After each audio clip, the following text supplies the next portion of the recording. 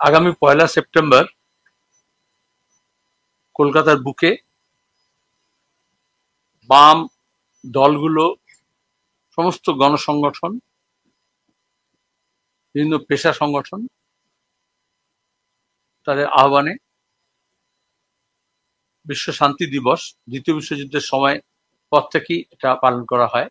সাম্রাজ্যবাদ বিরোধী, যুদ্ধ বিরোধী এবং প্যালেস্টাইনের মানুষের প্রতি সংহতি জানিয়ে শান্তি মিছিল হবে, সমাবেশ হবে, তারই প্রস্তুতি চলছে। এবং যারাই সাম্রাজ্যবাদের বিরুদ্ধে, কলকাতার একটা ঐতিহ্য,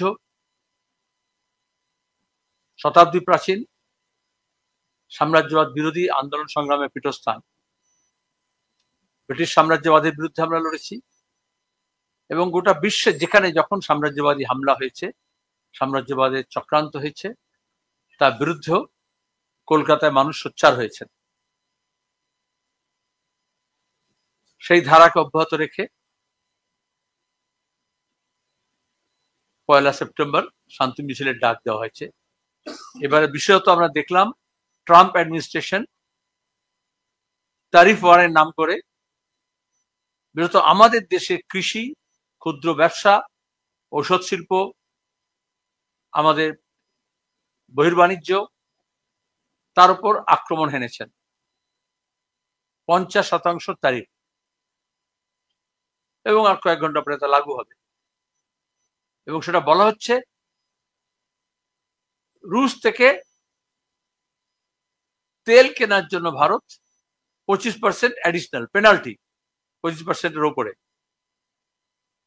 তাহলে যারা বিশ্বায়নের কথা বলতেন, যারা গোটা বিশ্বব্যাপী পুঁজি এক প্রান্ত থেকে আরেক প্রান্ত ছুটবে বাধাহীনভাবে, তারাই দেখছি মানুষের চলাচল বা নিজের দেশের স্বার্থে বা নিজের কূটনীতির জন্য, শায়েস্তা করার জন্য তারা কিভাবে ট্যারিফ আর নন ট্যারিফ ব্যারিয়ার গুলো ব্যবহার করছেন।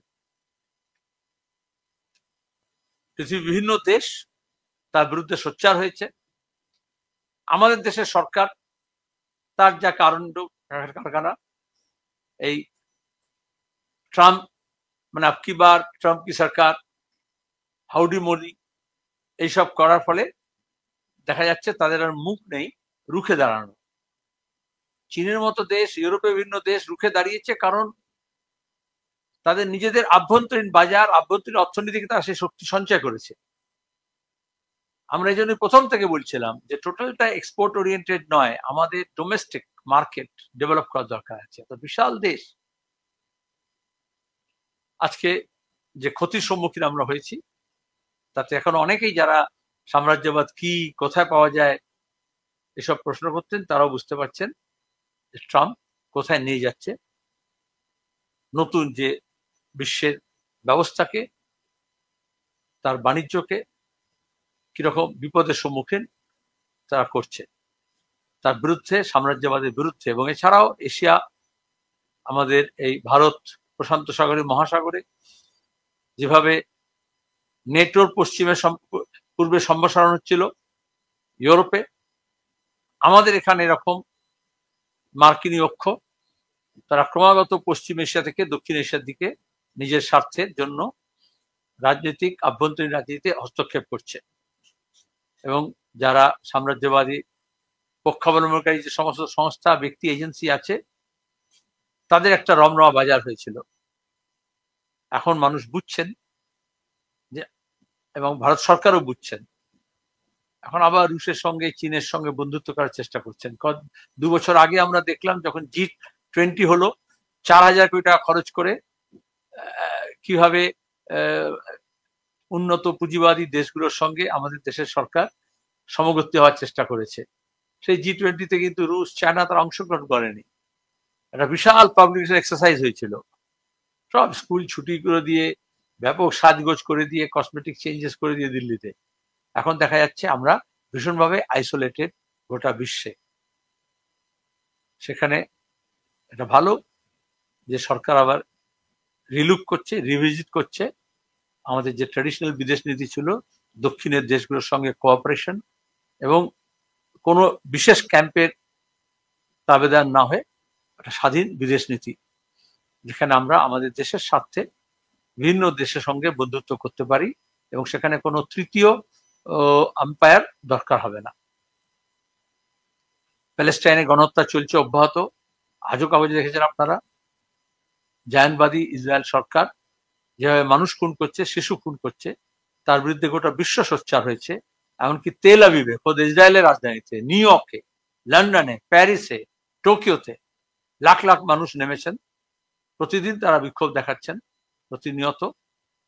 আমাদের দেশে স্বাধীনতার আগে থেকেই আমরা প্যালেস্টাইনের সঙ্গে আমাদের বন্ধুত্বপূর্ণ সম্পর্ক, ও দেশের মানুষের মুক্তির আকাঙ্ক্ষা, স্বাধীনতার আকাঙ্ক্ষা, তার সঙ্গে আমাদের দেশের যে স্বাধীনতা লড়াই, তা ওতপ্রোতভাবে যুক্ত। তার সঙ্গে দাঁড়িয়ে আমরা চাই দুটো দেশ, ইসরায়েল এবং প্যালেস্টাইন, টু স্টেট সলিউশন।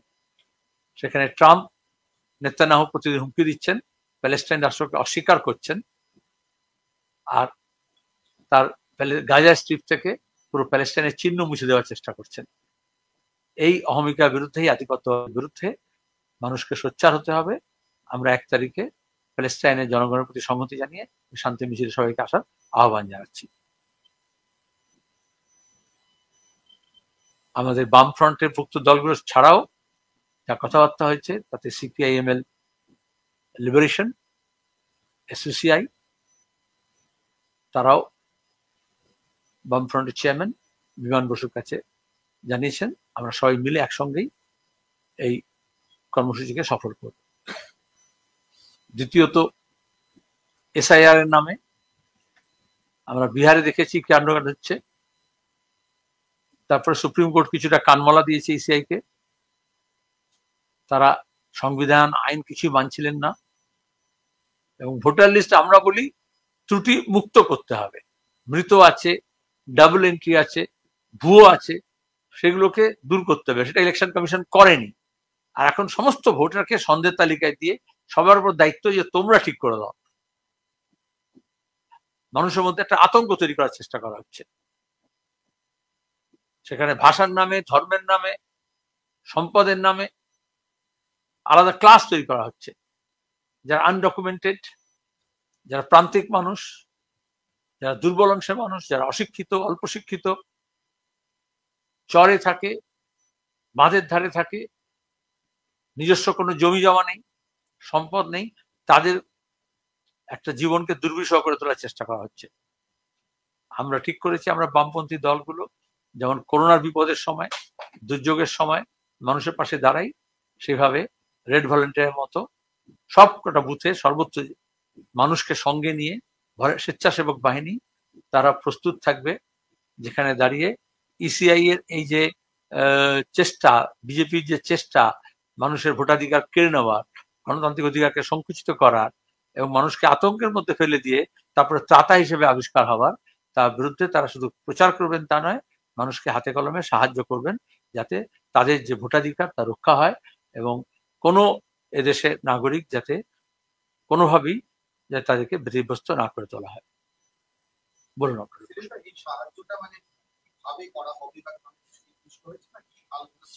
এখনো যেহেতু নির্বাচন কমিশন কিছু নির্দিষ্ট করে দেয়নি, কোনো নোটিফিকেশন করেনি, কিন্তু বিহারের অভিজ্ঞতায়, আসামের অভিজ্ঞতায় আমরা জানি যাই করুক সেটা শাসক দলের তাবেদারি করে করবে। আমাদের রাজ্যের নির্বাচন কমিশনকে আমরা দেখেছি, পঞ্চায়েত পুরসভায় দেখেছি, লোকসভা নির্বাচন দেখেছি, কিভাবে ভোটে যখন কারচুপি হয়, যখন খুনোখুনি হয়, সেদিন যেমন তামান্না খুন হলো, সেখানে নির্বাচন কমিশন, তার অবজারভার, তার রিটার্নিং অফিসার, তার পুলিশ অবজারভার সব নির্বাক, কোনো ভূমিকা থাকে না, ভোট চুরিতে সহায়তা করে। আর এখন মহারাষ্ট্রের ভোট, দিল্লির ভোট, হরিয়ানা ভোটের পরে সামনে চলে এসছে, যেটা আমরা মুর্শিদাবাদে ভোটের পরে বলেছিলাম, যে কিভাবে গাজওয়ারি করে, প্রশাসনকে ব্যবহার করে, নির্বাচন কমিশনের মেশিনারিকে ব্যবহার করে একেবারে ভোটার লিস্ট থেকে গণনায় কারচুপি হয়েছে। এরপরে এসআইআর নাম করে যে নোটিশটা বেরোবে, তাতে ওদের উদ্দেশ্য তো পরিষ্কার হয়ে গেছে বিহারের পরে, যে কত বেশি সংখ্যক মানুষকে ভোটার লিস্ট থেকে বার করা।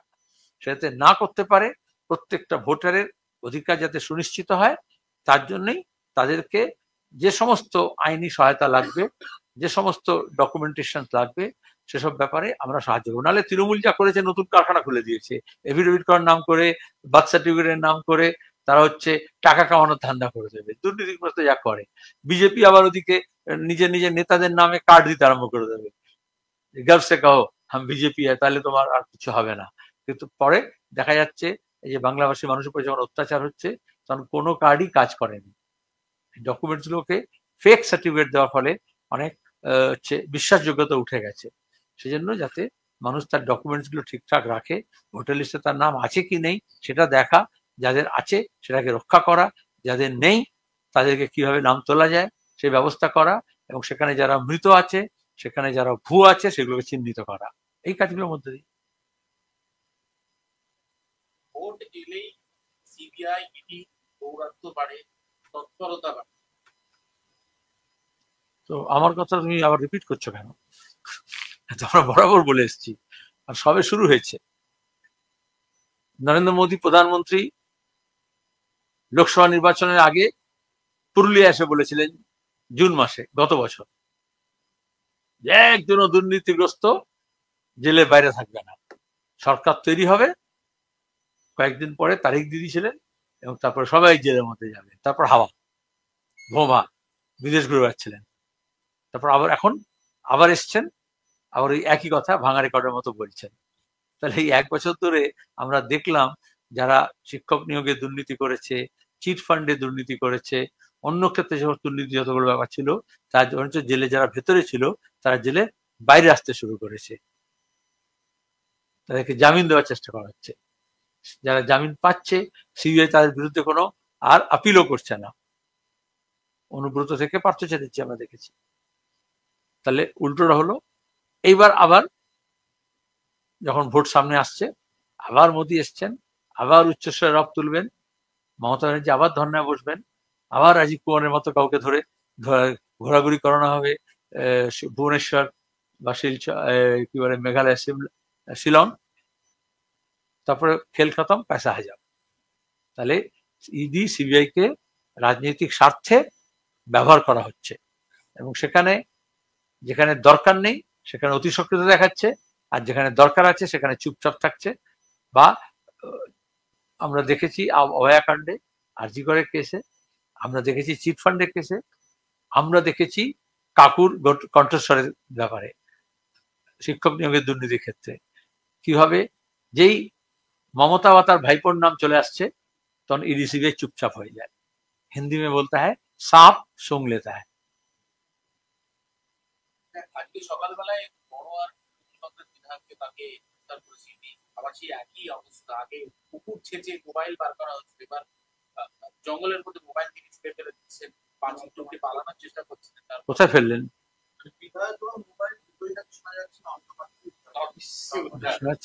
তাহলে তৃণমূল তাহলে এগিয়ে বাংলা কিছুটা এগিয়েছে, পুকুর থেকে নর্দমে পড়েছে তৃণমূল। গতবারে যখন এসছিল সিবিআই তখন পুকুরে ফেলেছিলেন, এখন ইডি এসছে দেখে নর্দমে ফেলেছেন। তাহলে মমতা ব্যানার্জির নেতৃত্বে তৃণমূলের লোকজনের যেমন দুর্নীতি বেড়েছে, সেরকম তাদের স্থানও নির্দিষ্ট হচ্ছে, জলাশয় থেকে নর্দমায়।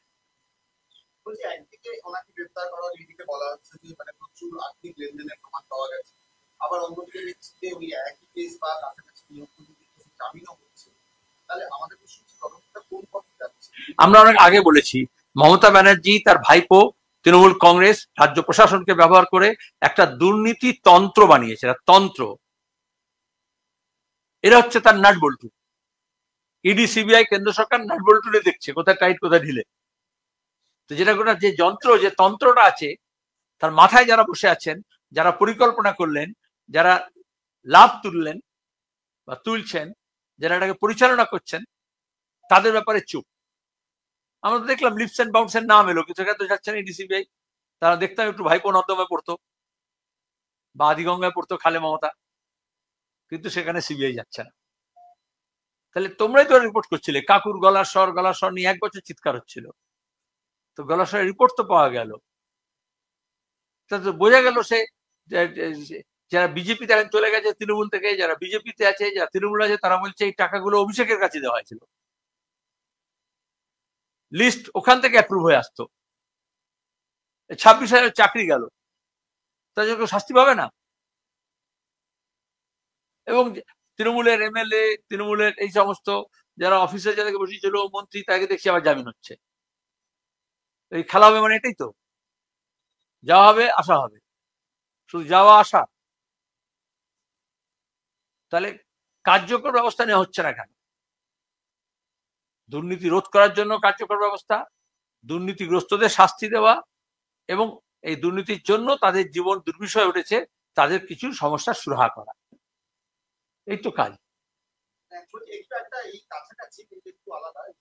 বিজেপিতে দুজন বিজেপি কর্মীর মৃত্যু নিয়ে আজকে একটা শুনানি সিবিআই চাওয়া হয়েছে। আজকে বিচারপতি দীপঙ্কর ঘোষ বলছেন এখন সিবিআই চাওয়াটা একটা গ্যারান্টি শো কথা দিচ্ছে, সিআইডি তদন্ত করে প্রয়োজনে একজন ডিআইজি পদমর্যাদা অফিসার নেতৃত্ব করা। আবার বলছি, আমাদের দেশে এবং রাজ্যে ক্রিমিনাল জাস্টিস সিস্টেম, সেটাকে পুরোপুরি জিওপার্ডাইজ করা হয়েছে। সিবিআই হোক আর সিআইডি হোক আর পুলিশ হোক আর গোয়েন্দা দপ্তর হোক, তাদের যে ক্রিমিনাল ইনভেস্টিগেশন, তার যে দক্ষতা, যোগ্যতা, পারদর্শিতা, সেটা এখন প্রশ্নের মুখে। তো জানো, সেই লোকসভা নির্বাচন 2019-এ দাড়িভিটে দুজন ছাত্র খুন হয়েছিল, তারপরে বিজেপি তৃণমূলের অনেক চাপানুতর হলো, সেই পরিবারের লোকজনকে নিয়ে ইলেকশনের প্রচার করা হলো। তারপরে এই সরকার ওই সরকার, কোন সরকারই কোনো তদন্তের কোনো হদিশ করতে পারলো না। এইভাবে সিবিআই তদন্ত অভয়াকাণ্ড দেওয়া হয়েছিল। আমরা সেদিনও বলেছিলাম, যেদিন অভয়া সিবিআই কাণ্ড, মমতা বলছেন আনন্দ দাল মে কুছ কালা হ্যায়, কেন বলছেন মমতা ব্যানার্জি? আর এখন দেখা যাচ্ছে কলকাতা পুলিশ যা, সিবিআই তাই। আনিস খানের খুনি এখনো অধরা, সেই মামলা হাইকোর্ট এখনো পড়ে আছে। তার মানে অপরাধীকে ধরা এবং শাস্তি দেওয়া, এ পুরো আমরা একটা বড় লিস্ট করে দিতে পারি, তার দরকার নেই। সেখানে দেখা যাচ্ছে যে আদতে কোনো এজেন্সি, যে সে সরকারের আছে সঙ্গে, সেই সরকারের ইচ্ছাকে পূরণ করা ছাড়া অন্য কোনো কাজ করতে রাজি নয়। একজন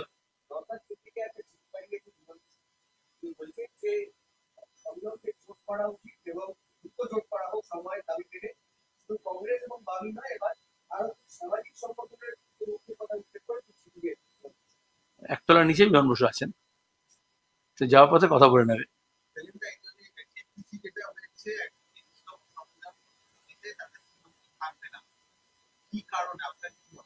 আবার একটু বলো, আমি আগেরটা বলেছিলাম। হ্যাঁ বলো।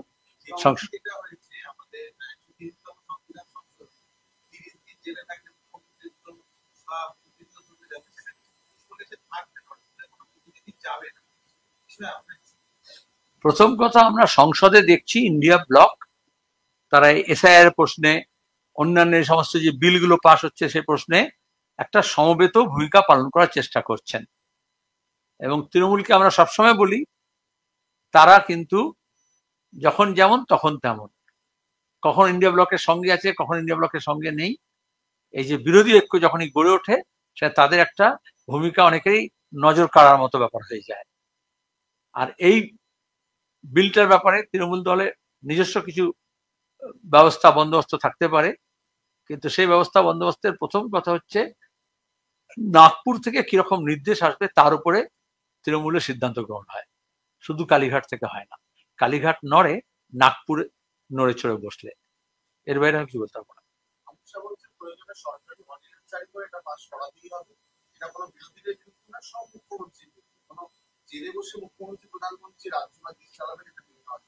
আবার বললাম, ওদের তো দেখা যাবে, আমরা বলি আইনের চোখে সবাই সমান, কিন্তু আমরা দেখলাম বিরোধী দলের সরকারের উপরে কিরকম তারা খড়গহস্ত হলো। দিল্লিতে দেখলাম, তামিলনাড়ুতে দেখলাম, ঝাড়খণ্ডে দেখলাম, আবার সব বিরোধীও না। মহারাষ্ট্রে দেখলাম দুর্নীতির বিরুদ্ধে যার সঙ্গে কেস করছিল, যে সে দল বদল করে বিজেপির সঙ্গে চলে গেল, সে সাধু হয়ে গেল। বিশাল কেলেঙ্কারি তো। এনসিপিরও দেখলাম আর শিবসেনারও দেখলাম, আমরা তৃণমূলেরও দেখলাম। এখানকার মুখ্যমন্ত্রী তো নিশ্চয়তা পেয়েছেন, সিবিআই কে বলেছে আরএসএস বলো, হোম মিনিস্টার বলো, প্রধানমন্ত্রী বলো, বেটা পিসি ভাইপোর জন্য কুছ নেই করনা, এই রক্ষা কবচ তো দেওয়া আছে। তাহলে অমিত শাহ কি বলছেন তার কি মানে দাঁড়ায়? আইন তো প্রয়োগ করা হচ্ছে না ঠিক মতো। আইন করলে কি সমস্যার সমাধান হবে? সে তো আইনকে সিলেক্টিভ প্রয়োগ করছে, কোথায় করবে আর কোথায় করবে না, কাকে ধরবে কাকে ধরবে না, এখানেই আমাদের আপত্তি।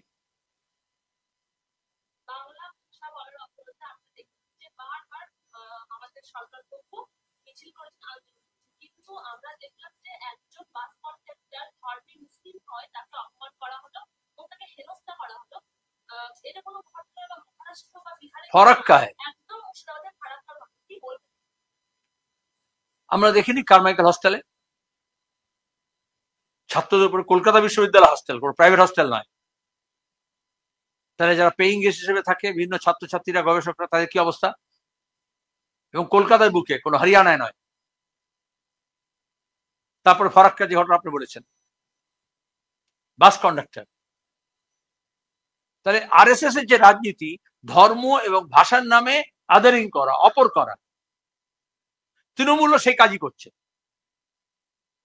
সেখানে কোন ভাষা সেটা বড় গুরুত্ব নয়, কোন ধর্ম কোনো বড় গুরুত্ব নয়, আদারিং পিপল নট লাইক আস, পোশাক দেখে, চেহারা দেখে, ভাষা দেখে, ধর্ম দেখে, উপাসনা পদ্ধতি দেখে। এটাই হচ্ছে নয়া ফাঁসিবাদী যে কায়দায় আমাদের এখানে দেশ পরিচালনা করা হচ্ছে, তার থেকে পশ্চিমবঙ্গ আলাদা নয়। যারা মনে করছিলেন এটা বিজেপি করে, এটা দিল্লিতে হয়, এটা আখলাকের উপরে হয়, এটা জুনেদের উপরে হয়, আমাদের রাজ্যে আমরা দেখছি। তাতে কি ড্র হয়? তৃণমূল কংগ্রেস মমতা ব্যানার্জির নেতৃত্বে আরএসএস এর যে গেম প্ল্যান, সেটাকে ইমপ্লিমেন্ট করছে, একটু আলাদা রঙে, আলাদা ঢঙে। তা শুধু প্রতিবাদ করার সময় নয়, রাজ্যের মানুষকে বুঝতে হবে, বিরত সংখ্যালঘু সম্প্রদায়ের মানুষকে বুঝতে হবে, বাংলা ভাষাভাষী মানুষকে বুঝতে হবে। ওরা এটাকে ব্যবহার করে হিন্দু বনাম মুসলমান বা বাঙালি বনাম অবাঙালি করতে চাইছে। আসলে এই ছাত্র, খেটে খাওয়া মানুষ, মধ্যবিত্ত মানুষ, তাদেরকে ভাগ করতে চাইছে, কিন্তু ওপরে তারা এক। তৃণমূল বাংলা ভাষায় মিছিল করছে, উত্তরবঙ্গে দেখবে তৃণমূল সব ধরে ধরে এখন যাকে নেতা বানাচ্ছে তাদের নাম দেখবে। আমি কি বলছি, ভালোই তো সেটা। এখানে দাঁড়িয়ে বলছে আলাদা আলাদা পক্ষ তৈরি করে দিচ্ছে, তারপরে পক্ষাপক্ষি করে তাদের মধ্যে যাতে কুকুর বেড়ালের মধ্যে ঝগড়া হয়। আমরা এই বিভাজনে রাজনীতির বিরুদ্ধে। শান্তি হবে না যদি সবার অধিকার তুমি স্বীকার না করো, এবং যার যেটা ট্র্যাডিশন, ধারা, সেটাকে তুমি কটাক্ষ করতে পারো না। আজকে সেটাকেই রাজনৈতিক বচসার কেন্দ্রতে নিয়ে আসার চেষ্টা করা হচ্ছে। অথচ আমরা জানি আমাদের দেশ মানে হচ্ছে এই বৈচিত্র্যময়, সেখানে নানা ভাষা, নানা মত, নানা পরিধান, বিবিধের মাঝে দেখো মিলন মহান। এই যে তোমরা দুজন পাশাপাশি বসে আছো, দুজনের পোশাক একরকম নয়, দুজনেরই অধিকার আছে, স্বাধীনতা আছে, নিজস্ব যে ধারাকে বহন করার, নিজের পছন্দ অনুযায়ী করার। সেখানে কেউ কারোর উপর কোনো চাপিয়ে দিতে পারে না। এই চাপিয়ে দেওয়াটাই হচ্ছে আধিপত্যকামী রাজনীতি।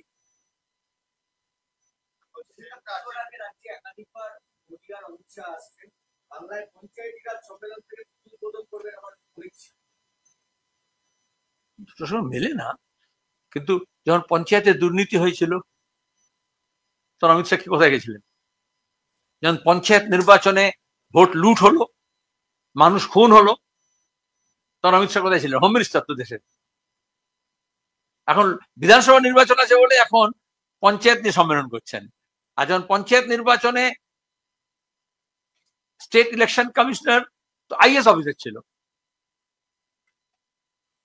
তাহলে সে যখন দলদাসের কাজ করলো, আইন মেনে কাজ করলো না, তাহলে সংবিধান অনুযায়ী এই আইনগুলো অ্যাডমিনিস্ট্রেট করার দায়িত্ব তো কেন্দ্রের সরকারের, তখন তাই দেখা যায়নি। এটা বিজেপি সাধারণ সমর্থকদের বুঝতে হবে। এখন তারা আসতেই পারেন, পুজোর উদ্বোধন কেন করবেন? পুজো করতে পারেন। মমতা ব্যানার্জি যেমন চোখে তুলির টানে চোখ এঁকে দেন প্রতিবার, সেটাও করতে পারেন। তিনি নিজে ওষুধ সাজতে পারেন, কোনো অসুবিধা নেই। জীবন্ত দুর্গা যেমন একবার হয়েছিল, সেরকম জীবন্ত অসুর হতে পারে বাংলায়, কোনো অসুবিধা নেই। আমি তার মধ্যে আমাকে কিছু বলতে পারবো না, তার তার নিজের অধিকার। কিন্তু এই যে এখন দাঁড়িয়ে আসছেন বেশি, এই যে তোমার প্রশ্নটা, কারণ এটাই তো, এটা হচ্ছে ভোট পাখি।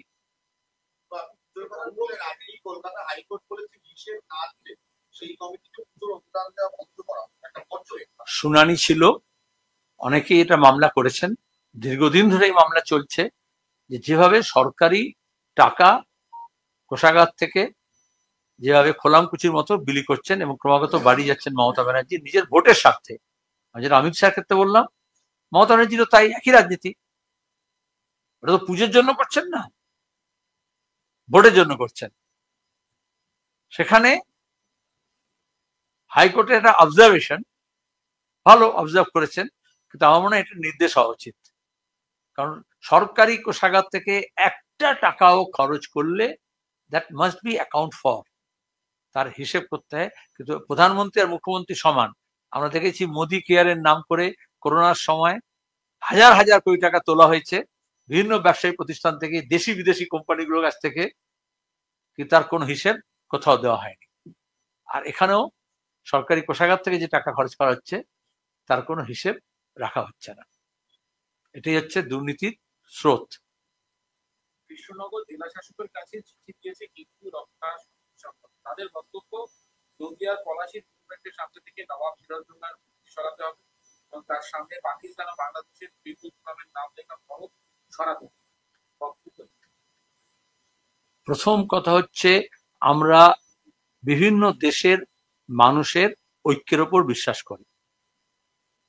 ওয়াঘা বর্ডারে যখন যাবে, ওয়াঘা সীমান্তে আটারিতে, সেখানে দেখবে কমরেড হরকিষেণ সিং সুরজিতের নাম লেখা আছে, আর হ্যান্ডশেকের একটা মূর্তি আছে, আর সেখানে ভারত পাকিস্তান পিপুলস ফোরামের তরফ থেকে ওইখানে 14 এবং 15 তারিখে যৌথভাবে সাম্রাজ্যবাদ বিরোধী এই উপমহাদেশের মানুষের যে ঐক্য আছে সেটাকে সেলিব্রেট করা হয়। সিরাজউদ্দৌলা বাংলার শেষ নবাব ছিলেন, স্বাধীন নবাব। তারপরে ব্রিটিশের আনুকূল্যে নবাব হয়েছিল কেউ কেউ। তাহলে আমি তো, যদি ভালো হতো যদি এই সংস্থা বললে আরএসএস এর, তারা যদি বলতো যে লর্ড ক্লাইভের ছবি রাখা থাকবে ওখানে, বা জগৎ সেটের, আরো ছিল না সব।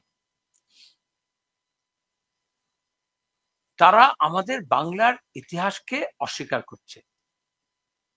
তোমরা জানো পলাশীর প্রান্তরে যেখানে বাঙালি খুনেরা লাল হলে যেটা ক্লাইভের খঞ্জর, তাই তো? এখন এটা খঞ্জর বললে তো আবার কেউ কেউ বলবে যে তোমার কি খঞ্জর শব্দটা ফার্সি থেকে এসছে, ওটা বাদ দিতে হবে। আমাদের বাংলার ঐতিহ্য ওরা বুঝতে পারছে না, সংস্কৃতি ওরা বুঝতে পারছে না। দুই দেশের সরকারের মধ্যে আদান প্রদান হতে পারে, সামিট হতে পারে, বিরিয়ানি খাওয়া হতে পারে, হাত মেলানো হতে পারে, আবার হাতাহাতি হতে পারে, কিন্তু আমরা চাই পিপলস টু পিপলস যাতে ভালো সম্পর্ক গড়ে ওঠে। এবং পলাশী, সিরাজউদ্দৌলা, এটা আমাদের এই উপমহাদেশের ইতিহাসকে অন্যদিকে ধাবিত করেছে, সেটা তো স্মরণ রাখতে হবে। তুমি অস্বীকার করবে কি করে? বাহাদুর শাহ জাফর, শেষ স্বাধীন সম্রাট, মুঘল সম্রাট, কিছুই তখন তার ছিল না, কিন্তু যখন তাতিয়া টোপে ঝাঁসির রানী লক্ষ্মীবাই, যখন তারা 1857 সালে প্রথম স্বাধীনতার যুদ্ধ করলেন, সিপাহীরা যখন বিদ্রোহ করলো, তখন তো তারা ওই বাহাদুর শাহ জাফরকেই নেতা হিসেবে ঘোষণা করলেন। ভাগ্যিস তখন এই হিন্দু সম্মতি ছিল না। আজকে কৃষ্ণনগরের ঘটনা তো মুসিয়ামকে এখন কোন রাজনৈতিক জন্য কিছু নেই, বাড়ি ঢুকে একজন তরুণকে কি করা হচ্ছে, এত বন্ধু পাওয়া এবং তার নিরন্তর ব্যবহার করা, মানে অবরোধ হয়ে যাচ্ছে। ঠিকই, এটাই আসল ব্যাপার। এখন টিপু সুলতানের তলোয়ার বা সিরাজউদ্দৌলার তলোয়ার বা ক্লাইভের তলোয়ার নিয়ে এখন আলোচনা করার কথা নয়। এই যে এত অস্ত্র শস্ত্র,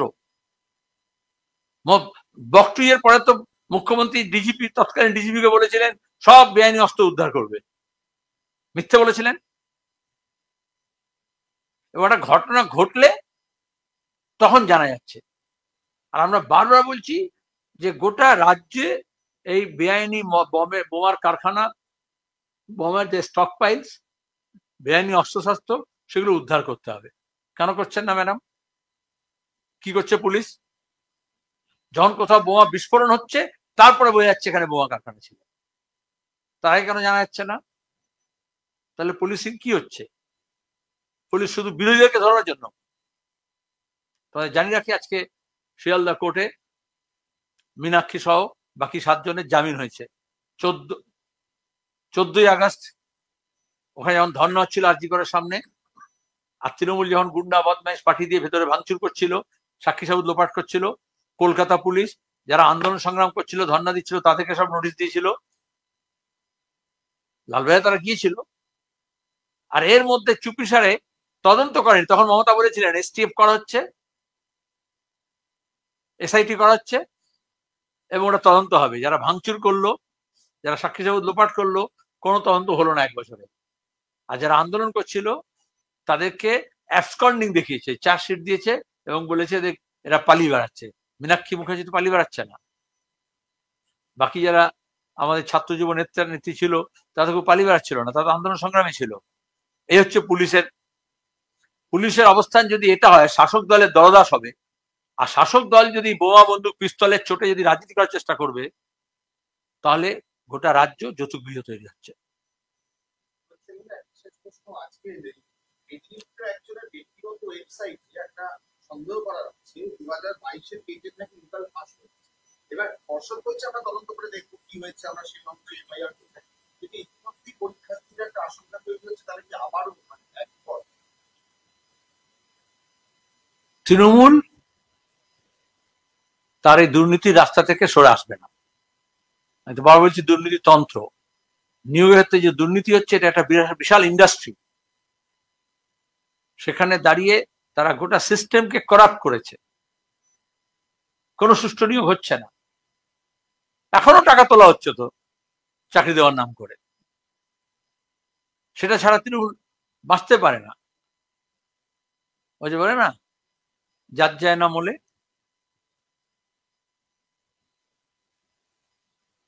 আশঙ্কা করা শুধু নয়, একটা পূর্ণাঙ্গ তদন্ত হওয়া উচিত এবং সেখান থেকে সত্যটা উদ্ঘাটিত হওয়া উচিত।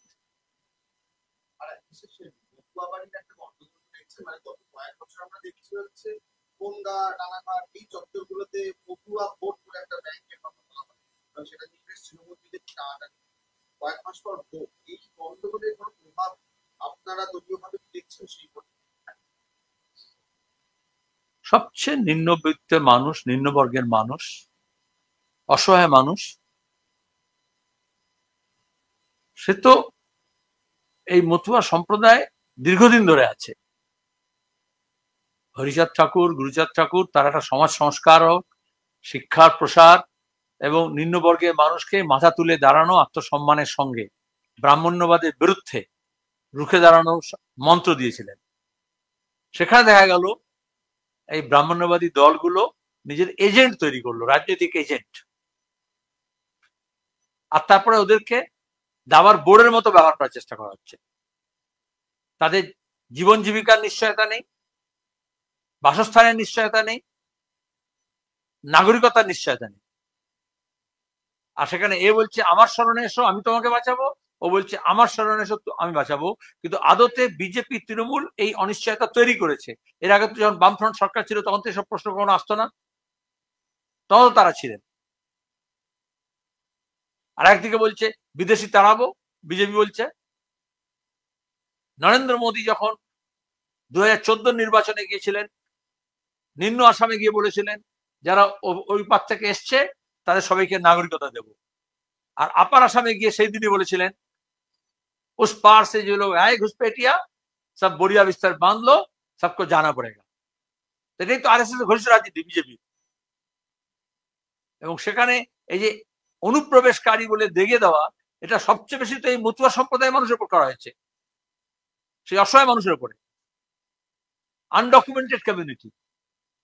তাহলে প্রথমে তাদেরকে নিরাপত্তাহীনতায় ঢুকিয়ে দাও, আর তারপরে বলো আমরা একটা কার্ড দিচ্ছি, এই কার্ড দেখে তুই বাঁচবে। মহারাষ্ট্রে অ্যারেস্ট হয়েছে যারা, জেলে আছে যারা, তারা ওই কার্ড নিয়েছিল, আর এখনো লক্ষ লক্ষ কার্ড বিলি করার নাম করে ঝগড়া হচ্ছে। আমরা বলবো ওই কোনো কার্ড সুরক্ষা দেবে না। এখানকার মানুষের অধিকার রক্ষা করার জন্য আলাদা আলাদা খোপে ভাগ করলে চলবে না। সব মানুষকে এক কাট্টা হয়ে নিজের অধিকার, বেঁচে থাকার অধিকার, ভোট দেওয়ার অধিকার, নাগরিক সুখ সুবিধা পাওয়ার অধিকার, তার জন্য একযোগে লড়াই করতে হবে।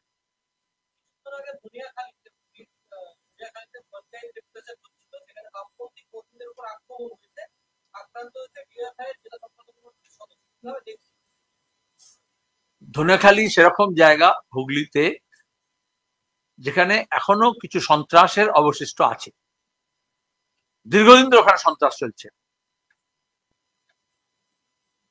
আর পঞ্চায়েতে যে লুটতন্ত্র আছে, 100 দিনে কাজের প্রশ্নে 4 ক ফর্ম নিয়ে গোটা রাজ্য জুড়ে বামপন্থীরা আন্দোলন করছেন, এবং এই সময় এই আগস্ট মাসে এই কদিন তারা প্রত্যেকটা পঞ্চায়েতে বিক্ষোভ দেখাচ্ছেন, অবস্থান করছেন এবং 4 ক ফর্ম দাখিল করছেন। এটা আইন আছে, সেই আইন প্রয়োগ করছে না কেন্দ্র এবং রাজ্য সরকার। সেই আইনে যারা গ্রামীণ বেকার তাদেরকে যে ব্যবস্থা করে দেওয়া হয়েছে, যে আইন আমরা করেছিলাম ইউপি 1-এর সময়, সেই আইনকে প্রয়োগের নাম করে মানুষের অধিকার প্রতিষ্ঠার জন্য যখন হচ্ছে, তখন তাদের উপর হামলা হচ্ছে। কারা হামলা করছে? যারা 100 দিনের কাজে টাকা চুরি করেছে, বা তাদের যারা দালাল আছে, যাদের জন্য 100 দিনের কাজ বন্ধ আছে, তারাই অপরাধ করছে। কিন্তু এতে মানুষ দমে যাবেন না। এর আগেও পিংলায় হয়েছে, আমরা দেখেছি মিদনাপুরে, অন্যত্র হামলা করার চেষ্টা করা হয়েছে, কিন্তু গোটা রাজ্যের মানুষ যাচ্ছেন, গরিব মানুষ, গ্রামীণ জনতা তার অধিকারের জন্য, তার অধিকার প্রতিষ্ঠার জন্য পঞ্চায়েত অভিযান করছেন। দরকার হলে ব্লক অফিস অভিযান করবেন, দরকার জেলা অফিস অভিযান করবেন, এবং তার অধিকার তারা ছিনিয়ে নেবেন। ধন্যবাদ।